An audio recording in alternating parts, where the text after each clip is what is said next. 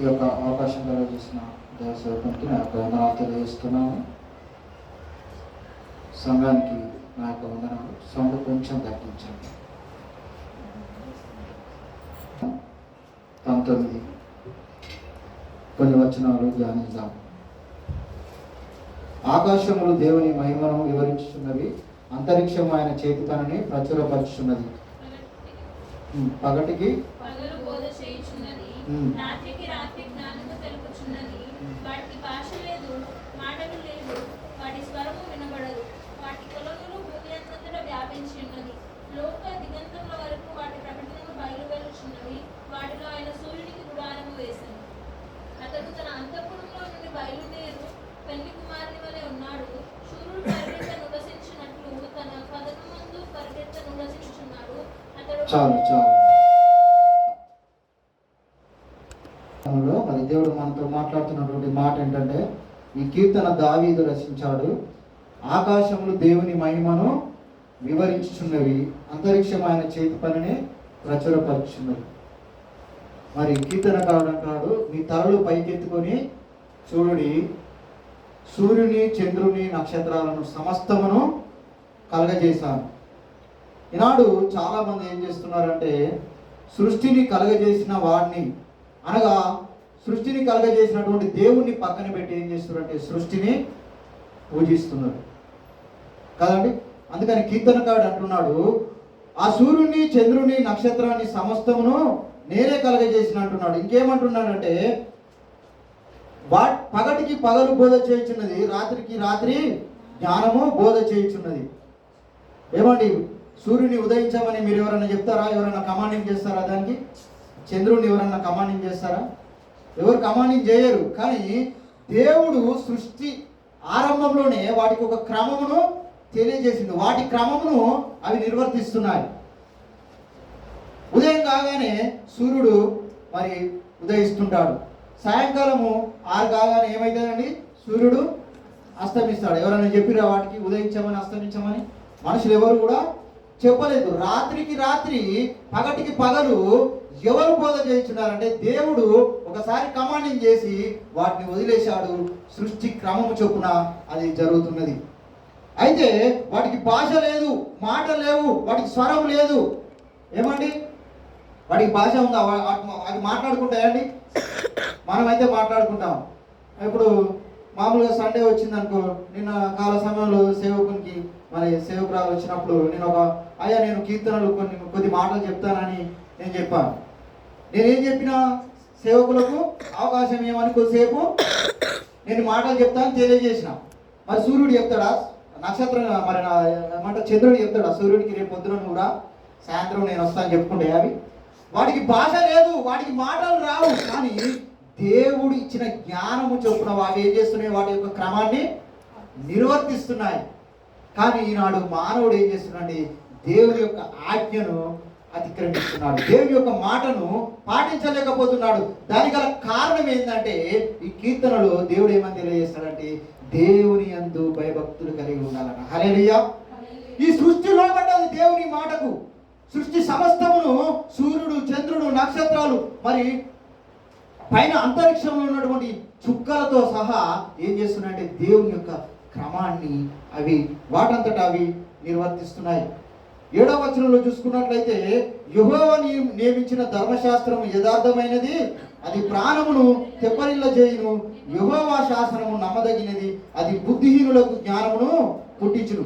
యెహోవా నియమించినటువంటి ధర్మశాస్త్రంలో ఒక 5 పాయింట్లు చెప్పాను నేను ఇంతకు ముందుకు. ఆ 5 పాయింట్లు మరలా దేవుడు ఎందుకనో ఈరోజు అవే మాటలు మరలా రిపీట్ చేస్తున్నాడు. దేవుని ధర్మశాస్త్రాన్ని ధ్యానించడం వలన ఒక 5 పాయింట్లు చెప్పాను మీకు.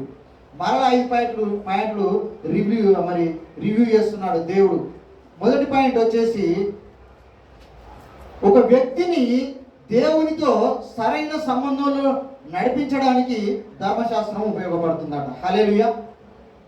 నేను గత 10-15 రోజుల నుంచి ప్రతిరోజు ఒక వాక్యాన్ని, రోజు వాక్యం చదవాలి అని నేను అనుకుంటున్నా, కానీ చదవలేకపోతున్నా.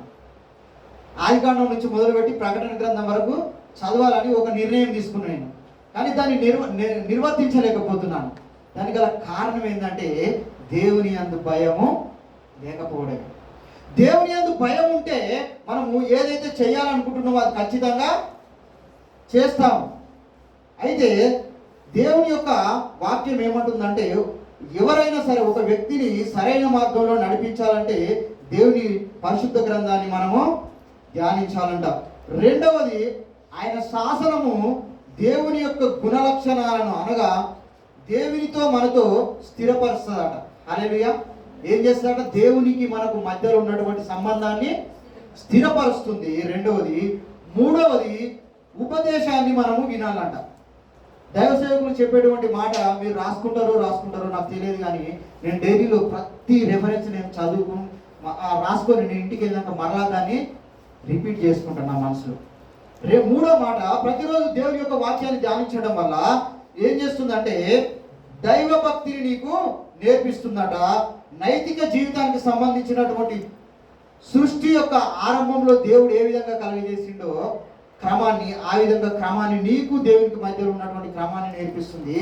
నాలుగవది, ధర్మము అంటే ఆయన యొక్క ఆజ్ఞలను మనకు నేర్పిస్తున్నాడు. నిర్గమకాండంలో ఉంటాయి ఆయన యొక్క ఆజ్ఞలు. నిన్ను వారిని పొరుగు వారిని ప్రేమించు, నరహత్య చేయకూడదు, దొంగిలకూడదు, వ్యభిచరించకూడదు. ఆ ఆజ్ఞలు ఏవైతున్నాయో ఆయన యొక్క ఆజ్ఞలను మనకు ఈ ధర్మశాస్త్రం ఏం చేస్తుందండి? నేర్పిస్తుంది, సరైన మార్గంలో నడిపిస్తుంది. ఐదవది, పాపము నుండి పారిపోమని చెప్తుంది. హల్లెలూయా. ఏం చేస్తుందంట? ధర్మశాస్త్రం ప్రతిరోజు నువ్వు ధ్యానించడం వల్ల పాపపు జీవితం నుండి విడుదల కలగజేస్తుంది, న్యాయమైన మార్గంలో నేను నడిపిస్తుంది, అన్యాయ మార్గం నుండి విడుదల కలిగిస్తుంది. ఇంకోటి ఏమంటుందంటే, ఈ 5 పాయింట్లను అనుసరించాలంటే నీ హృదయంలో పాపం ఉంచుకోవద్దట. హల్లెలూయా. నీ హృదయంలో ఏం ఉంచుకోకూడదండి? మరి యేసుక్రీస్తు ప్రభు వారు తన సేవకుడు ఒక మాట అడిగినప్పుడు, అయ్యా నిన్ను వెంబడించాలంటే ఏం చేయాలంటే నీకు కలిగిన సమస్తమును వదిలి నన్ను వెంబడించమని దేవుని యొక్క వాక్యం సెలవిస్తుంది. అయితే ఇక్కడ ఏమంటుందంటే, నీ హృదయంలో అంతరంగంలో ఏదైతే రహస్యమైన పాపం ఏదైతుందో ఆ రహస్య పాపాన్ని విడిచిపెడితే ఈ 5 పాయింట్లు దేవుడు మన జీవితంలో నెరవేరుస్తానంటున్నాడు. ఇంకేమంటుందంటే, రోమీయులకు రాసిన పత్రిక 12వ అధ్యాయం 1వ వచనం చదవండి ఒకసారి. దేవునికి మనము యోగ్యమైనటువంటి అర్పణగా జీవించాలంటున్నాడు. కాబట్టి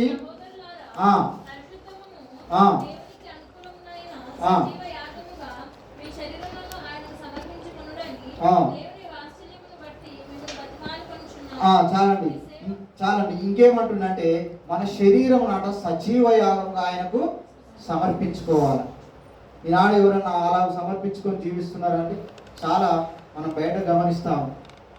చర్చికి వెళ్ళినంతసేపు మట్టుకే వాళ్ళ జీవితం, బయటికి వెళ్తే ఏముండదు. కాబట్టి దేవుని యొక్క వాక్యం అంటుంది, సజీవ యాగముగా మన శరీరం ఏం చేయాలంట? ఆయనకు సమర్పించుకోవాలా. ఆయనకు సమర్పించుకోవడం వలన దేవుడు ఏం చేస్తాడంటే, ఆకాశములు దేవుని యొక్క మహిమను ఏ విధంగా ప్రచురపరుస్తుంది, ఆకాశం సృష్టి ఏ విధంగా దేవుని గణపరుస్తుందో మనం కూడా దేవుని ఆ విధంగా గణపరచాలని కోరుకుంటున్నాడు. ఒకసారి తీయండి, ఆదికాండము 1వ అధ్యాయం 16వ వచనం చదవండి. ఆదికాండం 1వ అధ్యాయం 16వ వచనం.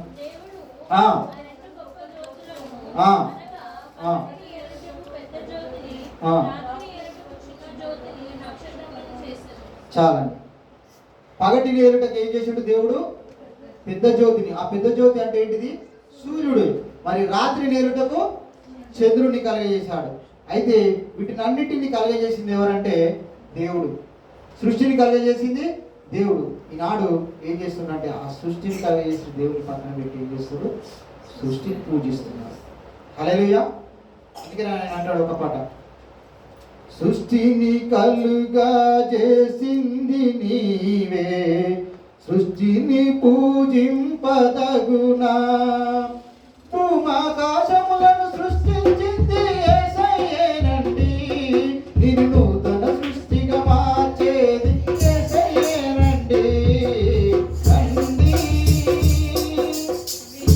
నాకు విందులు చేసి యేసయ్య సుచరిత్ర ఏగిరామే తిరుటకు రారండి. ఓ సోదరులారా ఏగిరామే తిరుటకు రారండి. హల్లెలూయా.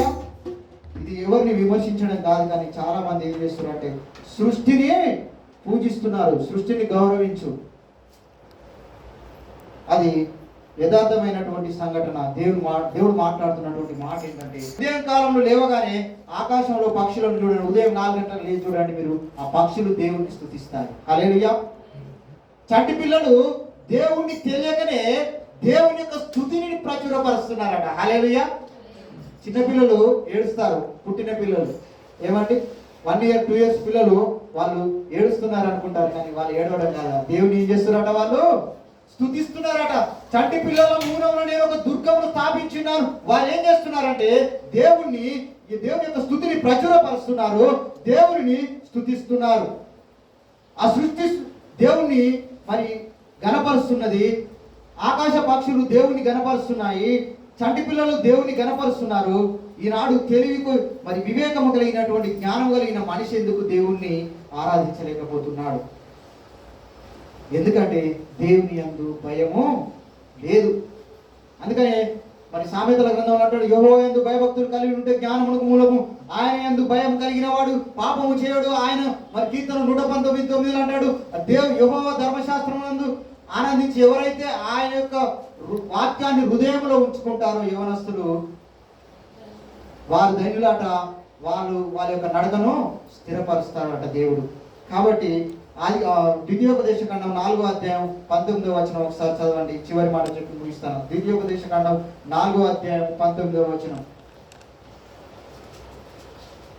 సూర్యచంద్ర నక్షత్రములైన ఆకాశ సైన్యమును చూచి మరల్కొల్పబడి మీ దేవుడైన యెహోవా సర్వ ఆకాశము క్రిందనున్న సమస్త ప్రజల కొరకు పంచిపెట్టిన వాటికి ఆ. నమస్కరించి వాటిని పూర్వీకులను నరకము మీరు బహు జాగ్రత్తగా చాలండి. ఇప్పటి వరకు నేను చెప్పింది ఏంటంటే, సృష్టిని మనము గౌరవించాలి, సృష్టిని ఏం చేయాలా, పూజించకూడదు. హల్లెలూయా. వాటిని పూజించకుండా కీర్తనకాడు అంటున్నాడు, జాగ్రత్త పడమంటున్నాడు. హల్లెలూయా. ఈ కొద్ది వాక్యము దేవుడు దీవించి ఆశీర్వదించునుగాక.